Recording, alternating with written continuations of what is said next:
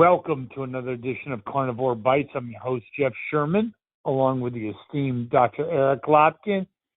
Dr. Lopkin, I'm going to let you take the lead, as it should be, and you have something to share with our audience on Biden and his amazing intellect.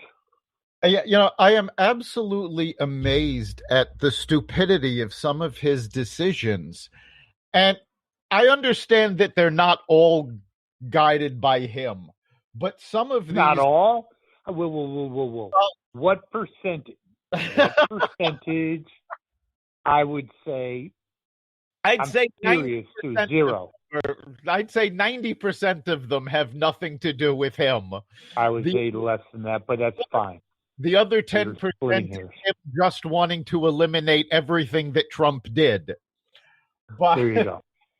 But it absolutely kills me when he thinks, and quite frankly, what the radical left think. Whoa. Idea. When he thinks, is that not an oxymoron right there? Well, it is. But the radical left has thought about this stuff, and they think this is a good idea, and they're actually doing so much damage, it's not even funny. And one of the big things that they've been pushing, and Biden has been touting, is getting rid of all gas-powered cars by 2035. Now, I understand they're trying to do this. It's all about climate change. It's all about the environment. But what they have failed to take into consideration is that the creation of the batteries for electric cars and the disposal of the batteries, because they don't last forever, cause more environmental damage than having a gas-guzzling car on the road for 30 years. But you're giving them so much more credit. They never really, I'm sorry to say, worked a day in the real world. It's all theoretical. Theory is like, yes, and someday you're going to be an astronaut. Yeah, and that's all great. It's all theoretical. And one thing that Dr. Lopkin, many of the things that he said, but more recently, is I've actually thought about and talked my friends and associates off the ledge on. This thing's coming to a crashing halt within a year. I think it will, because this is unsustainable. And, now, not just the environmental impact of these idiotic decisions, but the rare earth materials needed to build the batteries that they're so gung-ho on for these electric vehicles all come from China. So they're not only damaging the environment, but they're killing the U.S. economy and handing it over to China. Do they really care? They've been doing that for years. These are the same intelligentsia that started all of this. Why would it be any different? It is absolutely amazing. And, we talk a lot about the media coverage and how the media just whitewashes what the Democrats are doing.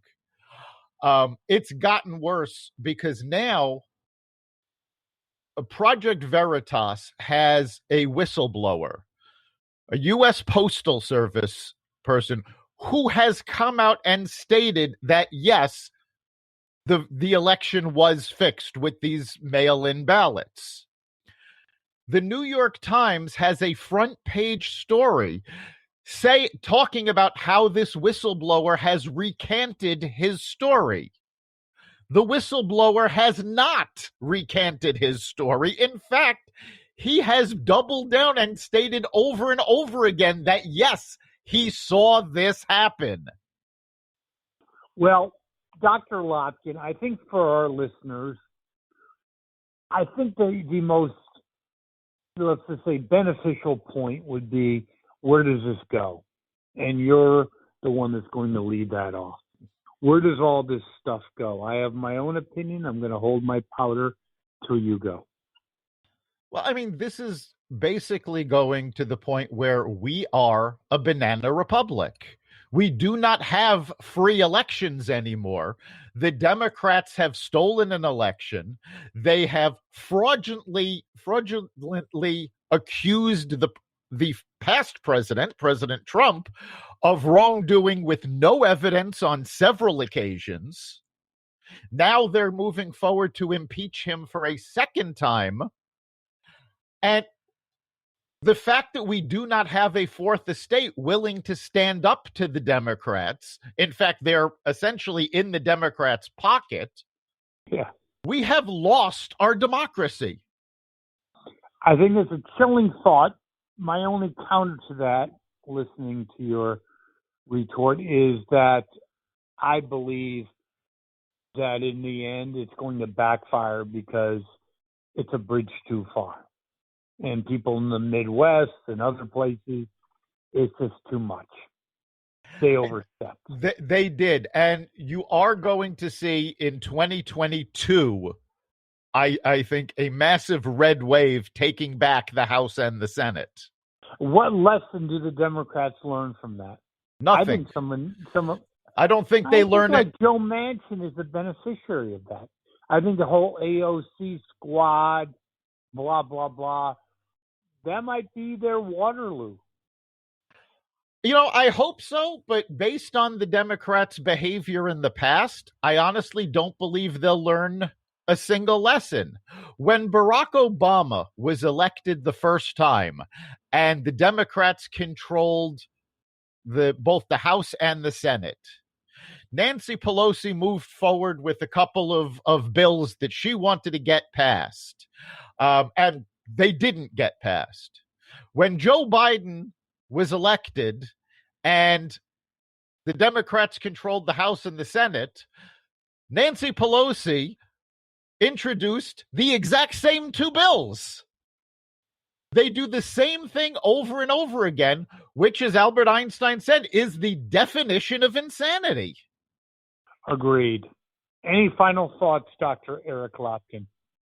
Well, you know, we're going to be coming up on the impeachment, and I think this is going to be very interesting because Trump has stated that he wants to use this impeachment trial to blow the lid off of what the Democrats had been doing during his presidency. Oh, God. Do you think could he actually testify?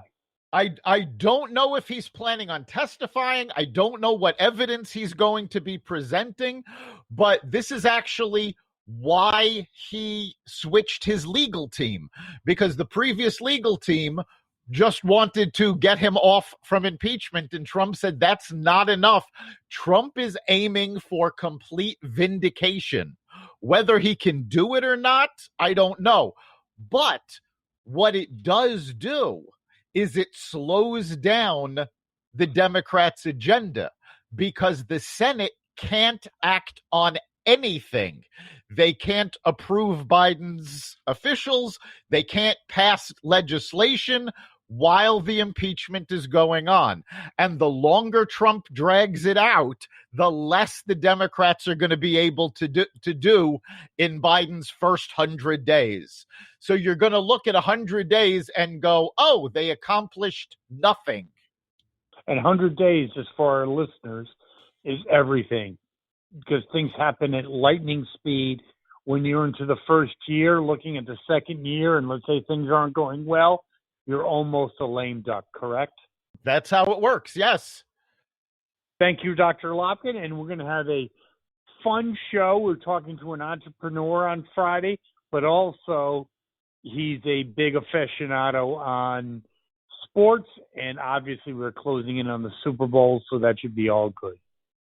Sounds good. You can join us Friday at 4 o'clock at blogtalkradio.com/Carnivore Radio. Thank you, Dr. Lopkin, and thank our listeners. We'll be back on Friday with our live show. See you then. You've been listening to Carnivore Bites, part of the Exvadio Podcast Network. You can catch us every week on carnivoreradio.com, exvadio.com/podcasts, the Apple Podcast Store, Google Play, Spotify, iHeartRadio, and wherever you find podcasts.